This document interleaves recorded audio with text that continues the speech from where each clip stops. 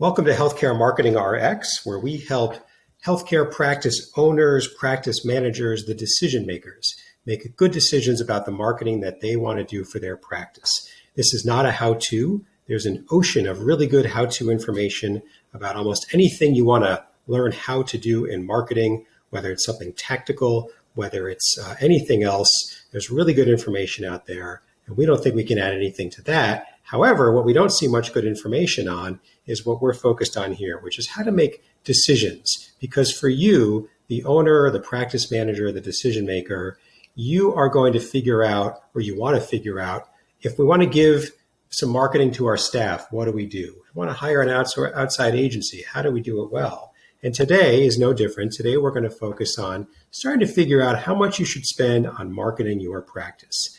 And so, true to form, we're going to get you started. We're going to give you a couple of different frameworks, what you should think about including, but this is not whip out the spreadsheets. This is not a calculation exercise.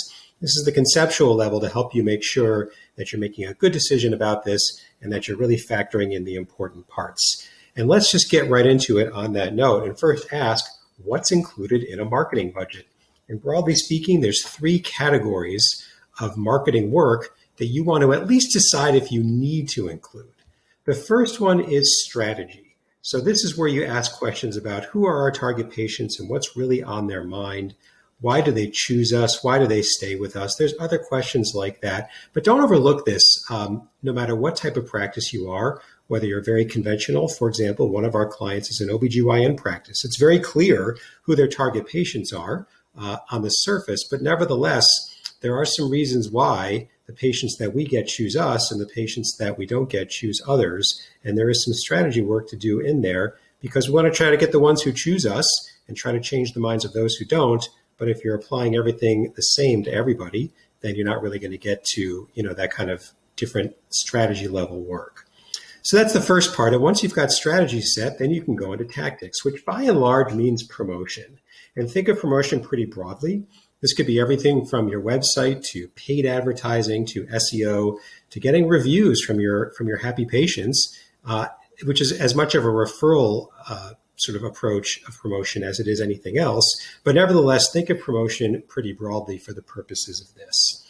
And then the last part is measuring it all. If you're not measuring what you're doing, you can't ever make it better. So broadly speaking, what's working? Is there anything we want to change? Is there anything we think we ought to stop? Is there anything that we think we ought to start? And that's something that we do with our clients. We measure everything every month, and we do adjust on the fly. We do make some changes, sometimes to the strategy level, sometimes to the tactical level. But the age-old saying of you can't manage what you don't measure is absolutely true, and you want to make sure that you're baking in some budget for measurement.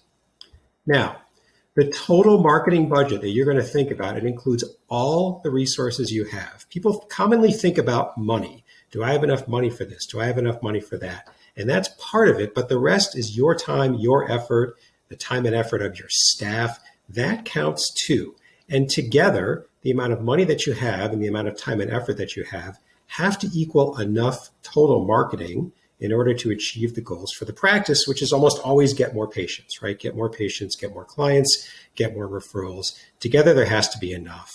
And if you have a thin dollar budget, then it's got to be compensated for time and effort. If, on the other hand, you've got a pretty healthy money budget, then you probably don't need as much time and effort. But think of it this way also. If you're going to, say, do some insourcing and have some staff do some marketing work. Let's say, for example, you want somebody on the staff to post to social media accounts regularly every week. You want somebody else to be asking for reviews. That counts as time and effort. Please make sure that you include it in your budget. Even if it's just simply don't lose sight of the time and effort part of it. It's real, and it does come back to bite if it's not thought about when you're doing your marketing budget. So let's take a look at a couple of different ways to arrive, or at least to get started on figuring out what your budget could be. And let's start with the conventional wisdom approach.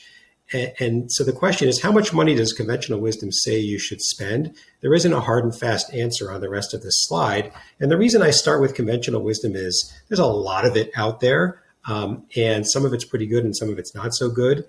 And it's got its place, and it's a good place to start. So when I research, what are different sources of what people say about what kind of money should be spent on marketing, everything from the Small Business Advisory Council, Chamber of Commerce, even some medical practice sites or some medical association sites. There's a pretty wide range rather, but the most common that I see is somewhere between 5% and 12% of annual collected revenue. So that's the money that actually comes in. If you bill insurance, you never get what what you charge. There's a negotiated rate. So only use, as far as collected revenue, the money that actually comes in the door.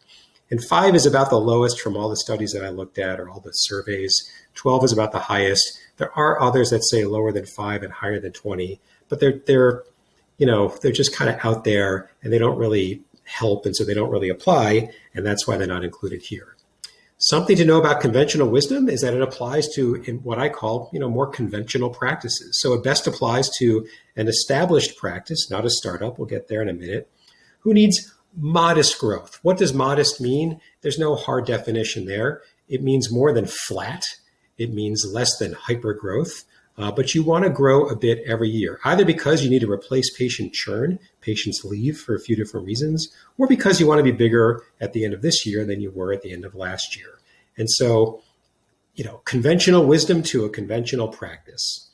This isn't a bad place to start your planning if you're established with modest growth needs, obviously because you fit what I just described. It's also not a bad place to start with the other ways that I'm going to walk you through in a second. Why? Because you need some place to start. If you're trying to figure out a marketing budget and you're staring at a blank sheet of paper or a spreadsheet with nothing in it, you got to start somewhere. You might as well pick here. It's easier to react to something on paper than it is to stare at a blank sheet of paper.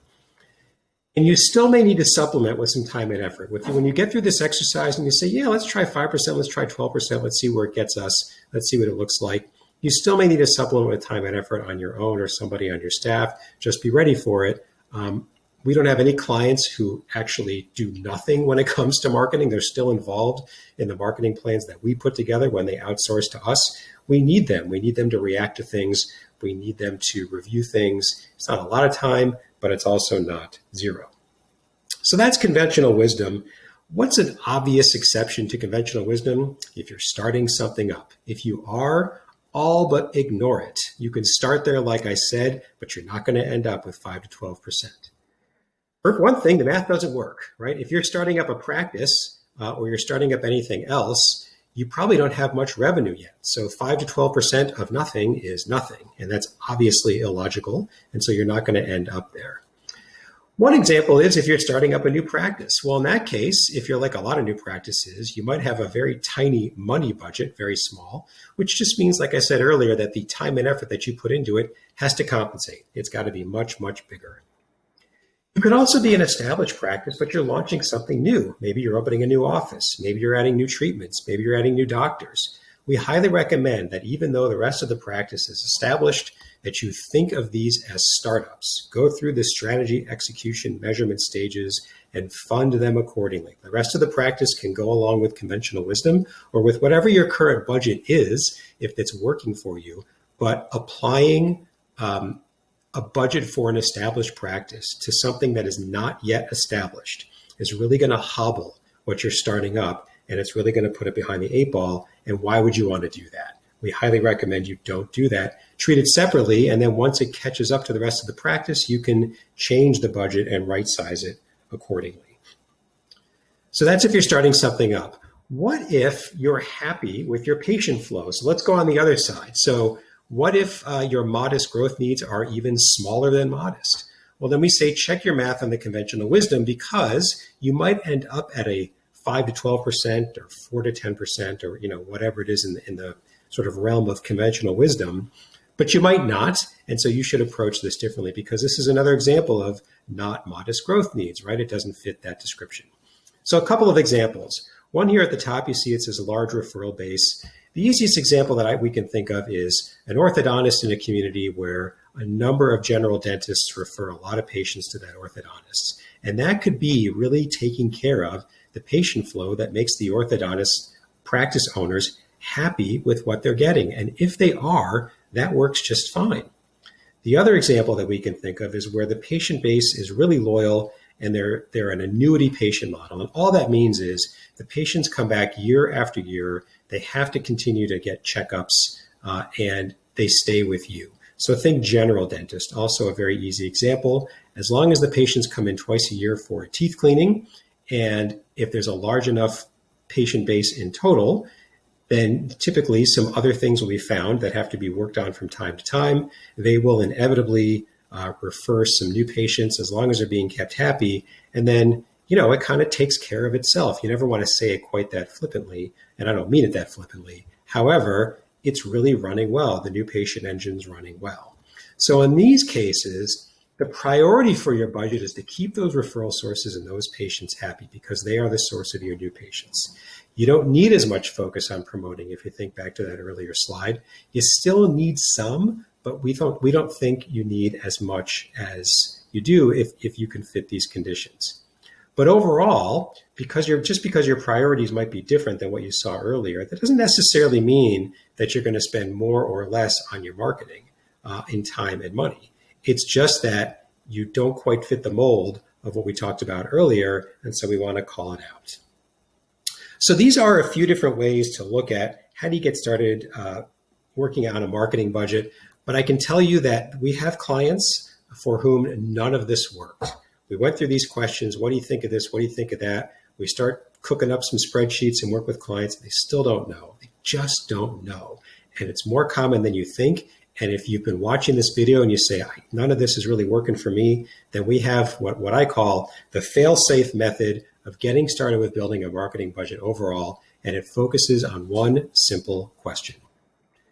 How much are you willing to spend in time and money and still sleep at night? It's the sleep at night test. And it's easier with money than time because it's hard to kind of think about time. So even if you just did it with money, how much are you willing to spend in terms of money and still sleep at night?